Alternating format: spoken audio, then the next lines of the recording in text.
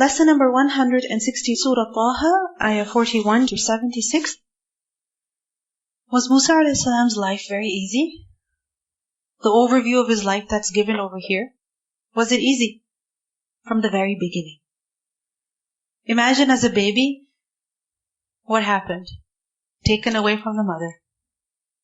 But Allah subhanahu wa ta'ala returned him to his mother. He didn't grow up with his family. He grew up in the house of Pharaoh. Difficult, but there was something beneficial in that. He grew up. Imagine a big mistake. A mistake like murder. You killed someone by accident.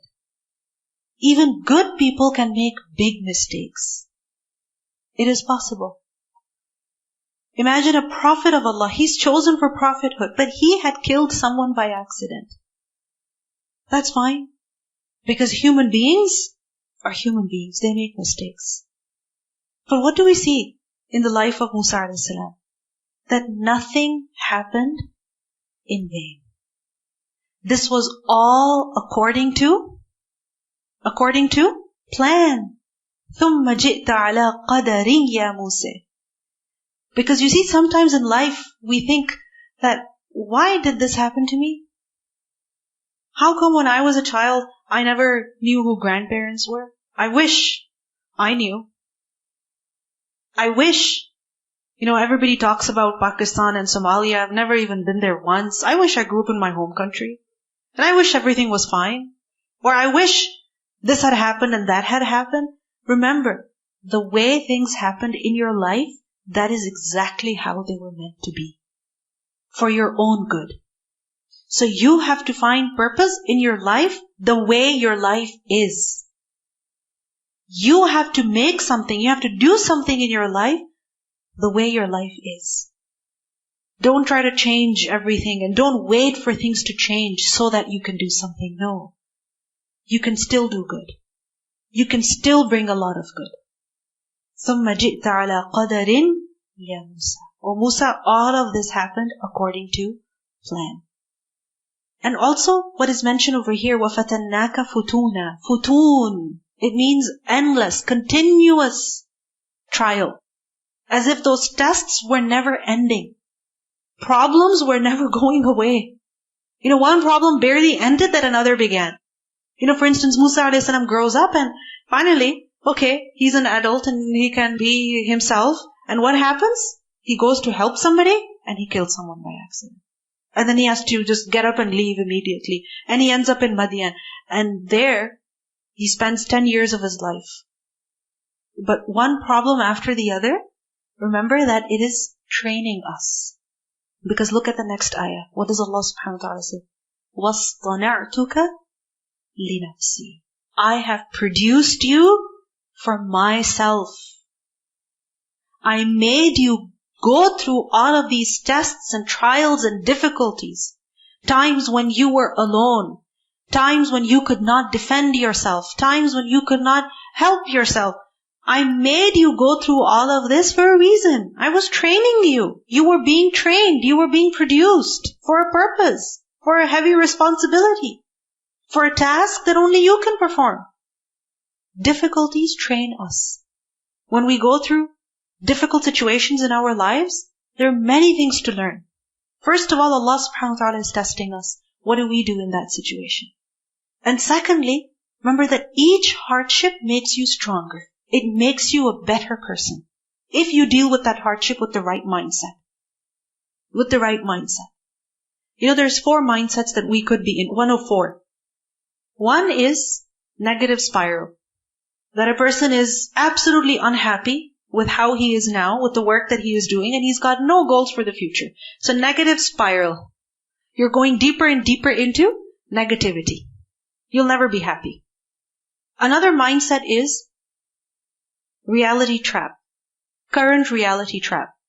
That a person is happy right now, alright, but they have no plans for the future, nothing that they're looking forward to. So, this is also not ideal. Why? Because you're not striving towards a purpose. You're okay right now, but you have no goal. You're not going to produce anything. You're not going to contribute. You're not going to bring benefit neither to yourself nor to the people around you. Another kind of mindset is that you are unhappy right now, but you do have goals for the future. You are struggling right now, you are in stress. This is stress and anxiety. You are in stress, you are anxious right now. You find what you're doing very difficult, but you have something to look forward to. So that keeps motivating you. And the fourth mindset is flow, being in a state of flow. That you're happy now with what you're doing, with what is happening, and you also have something great to look forward to. You have grand, plans for the future. And these are the people who are most productive. People who have this mindset. That, okay, whatever is happening with me right now, I can't modify it, I can't change it, but I'll just accept it, I'll deal with it. And I have something better to look forward to. And such people are productive. And this is what we need to learn. That no matter what difficulty, what trial we're going through, remember, Allah is training you. This difficulty is going to be good for you. Because إِنَّ اللَّهَ لَا يُضِيعُ أَجْرَ الْمُحْسِنِينَ. Allah does not waste the reward of those who do ihsan. So you're finding it difficult, but still you accept, you're happy with the state you're in. You're dealing with that challenge for Allah's sake. Allah will not waste you. Allah will improve you. He will improve your condition. And He will make you do something good. But you have to surrender yourself to Allah subhanahu wa ta'ala. You have to surrender yourself to the decree of Allah. And this can only happen when we have faith in Allah. That Allah will never decide something bad for me. He will not decree something evil for me. Even in hardship, there will be ease. Even in difficulty, there will be good. وَفَتَنَّاكَ فُتُونًا. And nobody has it easy. Right? People who do great things in life, they don't have easy lives. If you look at the prophets, did they live easy lives? Look at Zakaria alayhi salam, so old. He doesn't even have the strength to speak out loud. He makes dua and khafiyya. Look at Maryam. Yes, you're in labor, but shake the tree. Let the dates fall on you. Look at Isa alayhi salam. He talks to people and they call him a liar. Yahya alayhi salam, he was killed. He was killed. Imagine being a prophet and yet being killed. By who? Your own people. And look at the life of Musa alayhi salam. Difficulty upon difficulty. But this is what we need to remember. وَاصْطَنَعْتُكَ لِنَفْسِي. I have chosen you for myself. And when you realize that this is not going to go in vain, Allah will reward. Inshallah, there's something better stored in future. Then really, you will find Allah's help. You will find Allah's help. Just watch this video and you'll see how Allah subhanahu wa ta'ala helps His servants who trust on Him, who leave their affairs to Him. This is Sheikh Yahya Ibrahim. I was a student at the University of Toronto. I was in my second year. And as you guys know, I was telling you yesterday, I was doing geology, chemistry. And I got really interested in forensic science, CSI and all that kind of stuff. So I thought, I'll do a minor in CSI kind of stuff, forensic science. And initially, you're allowed to do the first 2 years of it. And then they wash out, they kick me out. They said, no, sorry, Mr. Ibrahim. After your psychological profile, we can't have you on. You're not fit for the job. There's certain criteria. They're right. I don't like blood. So, I don't know what I was thinking, right? So here I am in this forensic science exam, and I'm taking forensic science he's still teaching. You can Google him. University of Toronto, Professor Mellenby. And he's the department head. And it's Forensics 239, the course. And we came to a module about forensic psychology. And I had an exam, and it coincided with Jumu'ah prayer. And I was asked to be the Imam of Jumu'ah at a faraway masjid from where the university campus is. 20-minute drive at least, even if I'm super quick. So I call up the masjid and say, Brother Yahya, this is really, we have no one else, you have to come. I said, Ikhwan, I got an exam. Please, brother. I said, okay, let me talk to my professor. I ring up, can I come and see you in your office? Yes, come, Mr. Ibrahim. I went. I said, listen, the exam starts at 1, but we have Friday prayers at 1. And because I'm praying at a mosque in Mississauga, which is a little bit of a distance from where we are, It's going to take me at least 25, 30 minutes to get here. And the exam, it's a 50-minute exam from 1 to 1:50. It means I'm only going to have 20 minutes left. Do you mind if I take it from 12, and as soon as I'm finished, the next set of students will come in. I won't be able to talk to them. He goes, Mr. Ibrahim, we're not here to meet your, blah, blah, blah, blah, blah. Either you're there or you're not. Whatever time you have left is the time you have. We have no extensions. And I said, all right, thank you. And I thought, it's okay. I'm going to go do my Jummah. And after Jummah, I said, Assalamu'alaikum, Assalamu'alaikum. I was running, jumping over people, got in the car, flying. And I got to the university, double parked my car. I said, if I get a ticket, it's okay. Just threw my car. And I ran, and I got there 1:40 something. 10 minutes left. And he smiles at me as he gives me that smile, right? Oh, thank you very much, sir. Yeah, thank you. And I sat down, and I thought, okay, look, let me do as many, and it's multiple choice. You know the multiple choice card that you put through the computer that scans it? Do you use those here? You just fill in the circles? I read the questions. It's a psychology and psychiatric component. I read it. First answer, C. That's cool. Second one, C.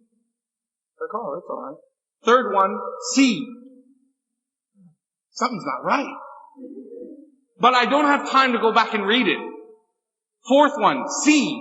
1 minute left. Fifth one, C. And I thought, 30 seconds left. I just put C, C, C, C, C, C, C. 80 questions. And I just put the whole thing C.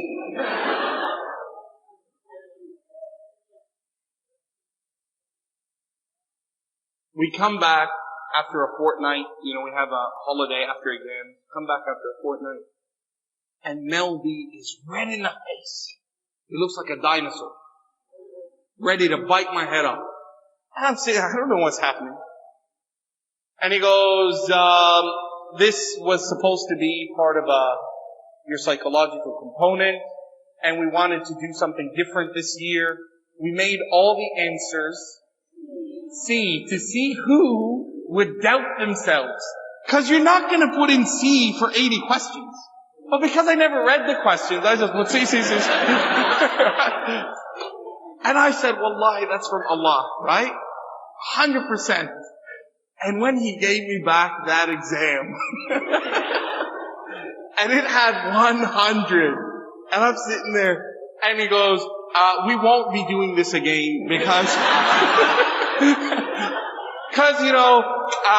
certain things happen that cause statistical irregularities. I was like, yeah, that's Allah, brother. You keep your statistics, man. Right? 100%. And honestly, when I tell that, I honestly say it in reality, in my heart of heart, in my belief, that is Allah helping an individual who chooses something for Allah. Right? And I got an A in that course because that exam was a 40-mark exam, 40% of my final. And I knew I was being graded I was still doing well. I get back my exam, B+, when it really is an A paper. It really was A. But I get like a B+. You get that sometimes, right? And that exam put me over the top. I was like, yeah. That's how we do it. Muslim style, brother.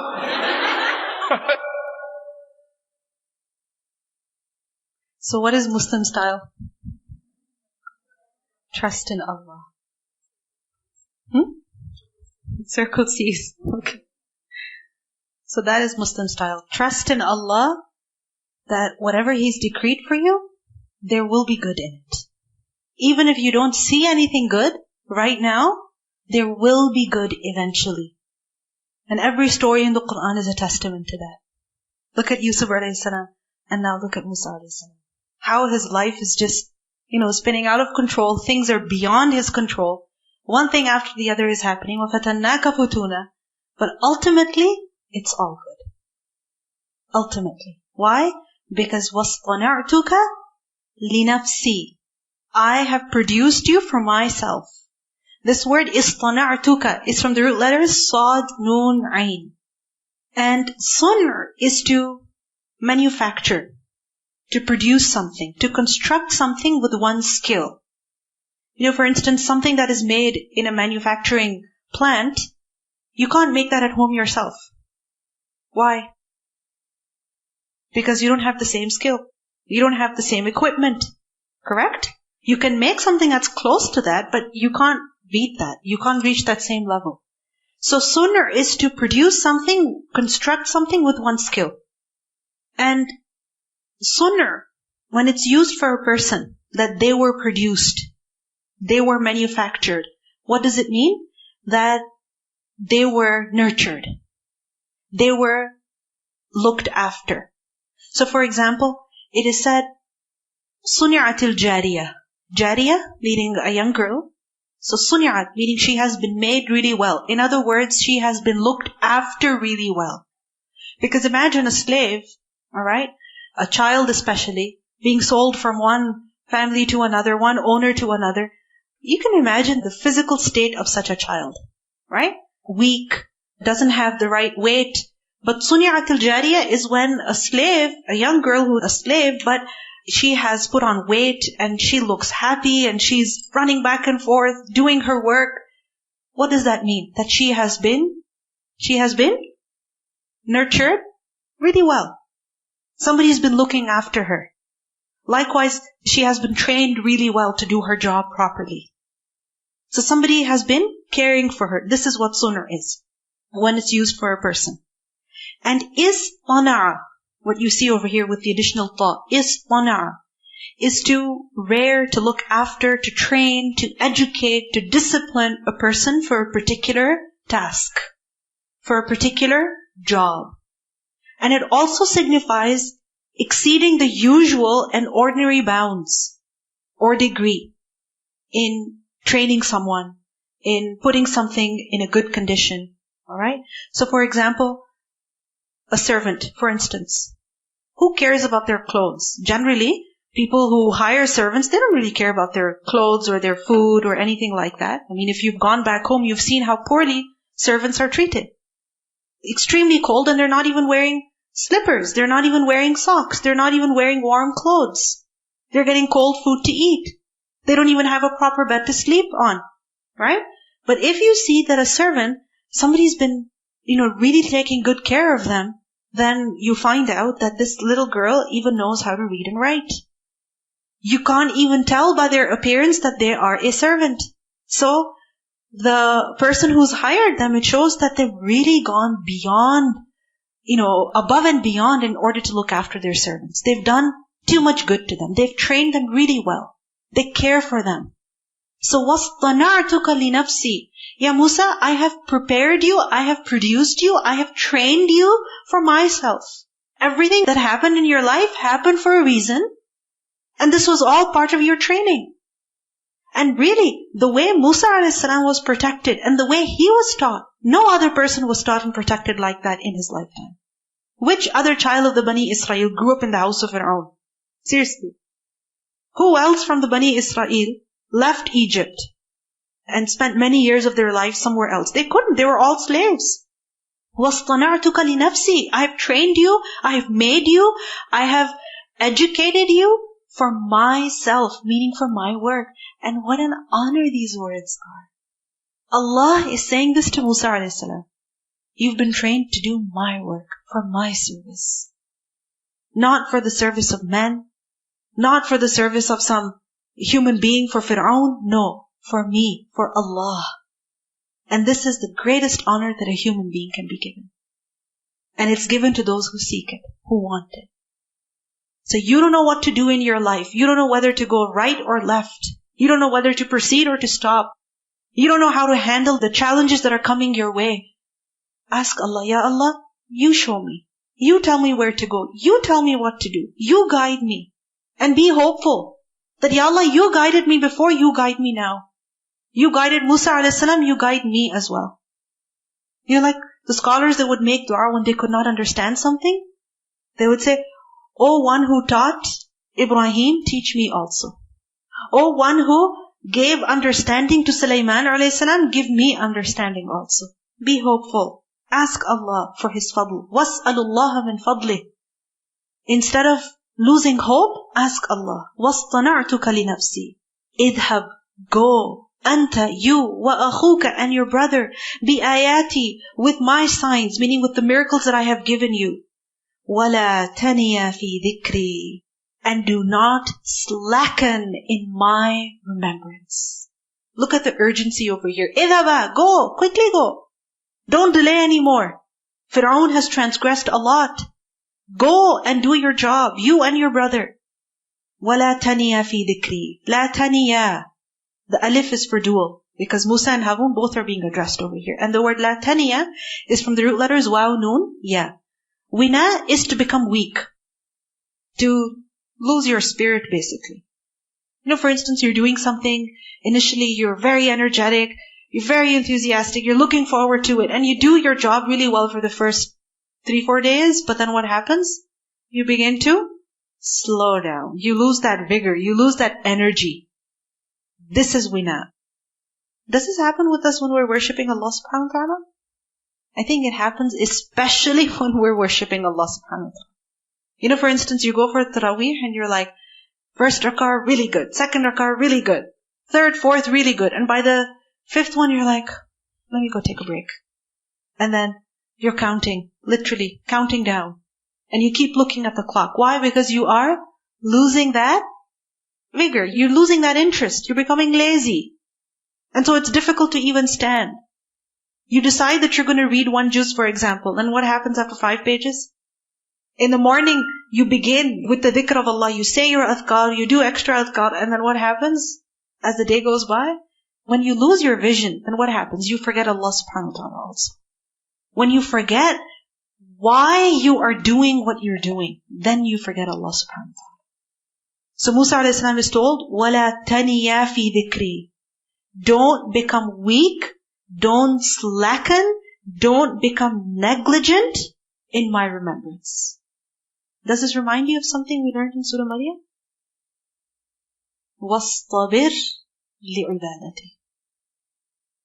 That sometimes you have that energy and you want to, you willingly worship Allah subhanahu wa ta'ala. But then there are other times when you have to kick yourself and make yourself do it. So la taniya fi dhikri. Don't slacken in remembering Allah. Don't become negligent of Allah's dhikr. If you have to, if you must, then force yourself to remember Allah. Because without the remembrance of Allah, you cannot work for Allah. You cannot do something for the sake of Allah. وَلَا تَنِيَا فِي ذِكْرِي. And you see, when you do dhikr of Allah, then you remain focused. You have courage also. And this is the reason why we learned earlier that the believers are told that when you face the enemy in battle, then remain firm and وَاذْكُرُوا اللَّهَ كَثِيرًا. Remember Allah much, لَعَلَّكُمْ تُفْلِحُونَ, so that you can be successful. اذهبا, go, both of you, إِلَى فِرْعَوْنَ, to Fir'aun, إِنَّهُ طَغَى. Indeed, he has transgressed. Again, there is a sense of urgency over here. Don't delay anymore. He's committed so much transgression. Get to your work right away. Do it already. Look at the zulm that he is doing. Look at the people that he is oppressing. فَقُولَا لَهُ. And then both of you say to him, قَوْلًا, word that is layyin, that is soft and gentle. Speak to Fir'aun words that are layyin. Lam, ya, noon. Lean, soft, gentle. Why? Why speak to Fir'aun gently? لَعَلَّهُ, perhaps he يَتَذَكَّرُ, he will be reminded, he will take heed. أَوْ يَخْشَى, or maybe he will develop fear of Allah. Maybe. There is a chance. But there is a chance when you will speak leniently. Have you ever dealt with a person who comes across as very arrogant? Who doesn't want to accept their mistake, who's just looking for somebody to blame, and they found you as an easy victim, so they blamed you, and now you have to face them and defend yourself? So then what do we think? I'm going to tear them apart with this argument. I'm going to give it right back to them. But if you speak to them in that manner, are you going to get anywhere? No. You know why? Because when you're dealing with someone and their ego is very awake, then there's no winning. There is no winning at all. So what do you have to do? You have to really stay calm in that conversation, right? You have to control yourself, stay humble, stay soft and gentle in your speech. Because if you try to show any arrogance or pride towards them, they're not going to tolerate it. Just imagine a boss, okay, that is who doesn't really know what's going on, very absent-minded, and when they realize things are not in order, they blame their employees. And now the employee has to go and defend himself. And he says, you know what? I'm not scared of him. I can tear him apart. Okay, he goes and does that. What's going to happen? The boss will say, you're fired. Get out of here. Lose, right? You lose. Now imagine Pharaoh. If Musa a.s. would speak to him harshly, Pharaoh, who doesn't think logically, who just thinks that he's the biggest thing in the world, what is he going to do? What is he going to do? He's going to become even more arrogant. He's going to show his greatness to Musa a.s., right? So Musa a.s. is told, this is your strategy. And what is that? Speak to him softly. Speak to Pharaoh softly. Because speaking to someone who's arrogant softly, this is not intuitive. It doesn't come naturally. Alright? Or when you're dealing with someone who's very angry and mad and crazy, then speaking to them in a nice way, that doesn't come intuitively. You have to kind of think about it and decide and make yourself, consciously speak in a nice way to them. That's the only way you can get through to that person. So this is a strategy that Allah subhanahu wa ta'ala gives to Musa alayhi salam. In Surah Al-Nahl, ayah 125 also we learned, "Ud'u ila sabili rabbika bil hikmati wal maw'izati al-hasan." When you're doing da'wah, use wisdom. Good words. Qala, both of them, Musa alayhi salam, Harun alayhi salam, they said, Rabbana, O our Lord, innana nakhafu, we are afraid. We are afraid. An yafruta alayna, that he will hasten against us. Aw an yatgha, or that he will transgress. Look at how truthful and honest Musa alayhi salam is. This is what we're afraid of. He's acknowledging, I'm afraid. And there's nothing wrong in acknowledging your fears, your worries. He says, we're afraid that an yafruta alayna, yafruta from farata. And ifrat is to hasten, to rush into doing something without even thinking. So, in other words, they're saying that we're afraid he's going to act too quickly. As soon as he will see me, oh Musa, wanted man, we wanted to kill him, we wanted to take revenge from him. Okay, he's here. Don't listen to him. Just put him behind bars and finish him off. He will be too quick in hurting us. This is what we're afraid of. أَوْ أَنْ يَطْغَى, or he will transgress. He will transgress even more against the Bani Israel. Or he will transgress in dealing with us. قَالَ, Allah subhanahu wa ta'ala said, لَا تَخَافَا, don't you both be afraid. Don't fear. Why? Why? Because that fear is not real? It's baseless? No. There's some basis for that fear. Then why? Why not fear? Because إِنَّنِي مَعَكُمَا, the danger is real. However, remember that إِنَّنِي مَعَكُمَا, I am with you. أَسْمَعُ, I hear. وَأَرَى, and I see. Very comforting words. I am with you, I hear and I see.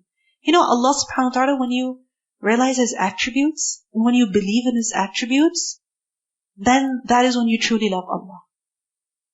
Knowing that your God sees you, He hears you, this is the best awareness.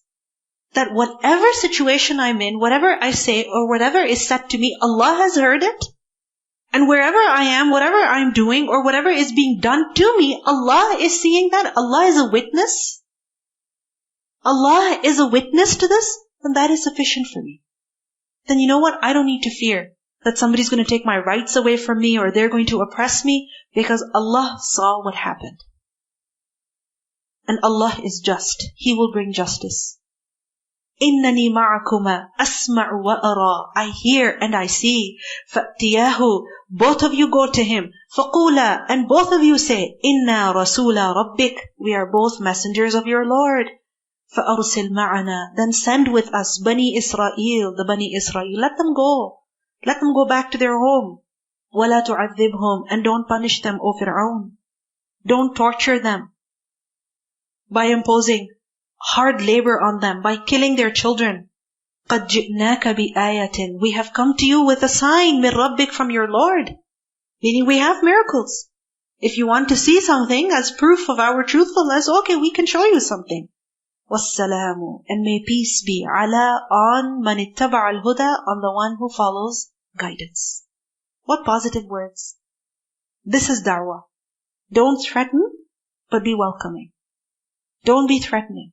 Don't attack. Look at the words of Musa alayhi salam that Allah subhanahu wa ta'ala taught him. Tell them who you are. Inna rasula rabbik. Tell them why you have come. Please let the Bani Israel go. The reason behind that, la tu'adhibhum. You want proof? قَدْ جِئْنَاكَ بِآيَةٍ مِنْ رَبِّكَ. And what's the benefit? وَالسَّلَامُ عَلَى مَنِ اتَّبَعَ الْهُدَى. The one who follows the right guidance, may peace be on him in this world and also in the hereafter. And this was the way of the Prophet ﷺ as well. That when he sent a letter to Hiraql, this was written in the letter, وَالسَّلَامُ عَلَى مَنِ اتَّبَعَ الْهُدَى. So in this is kind of good news. If you follow, may peace be on you. Musa a.s. is the only one who could perform those miracles. Alright? And Harun a.s., he was also a prophet. Alright? But he was not given those miracles. He was wazir. He was a helper to Musa a.s. And this is also a special honor given to Musa a.s. that his helper was also a prophet. Because if you think about it, other prophets, their helpers were their companions, believers. So on the one hand there is good news, and on the other hand there is warning also. Inna, indeed we, qad uhiya ilayna. Revelation has been given to us that anna al-adhaba, that punishment, ala, is on who? Man kaddaba wa tawalla, on the one who denies and turns away. Balanced dawah. Good news and also a warning. And this is an honest conveying. Not that a person only emphasizes on good news or only emphasizes on the warning. Present reality as it is.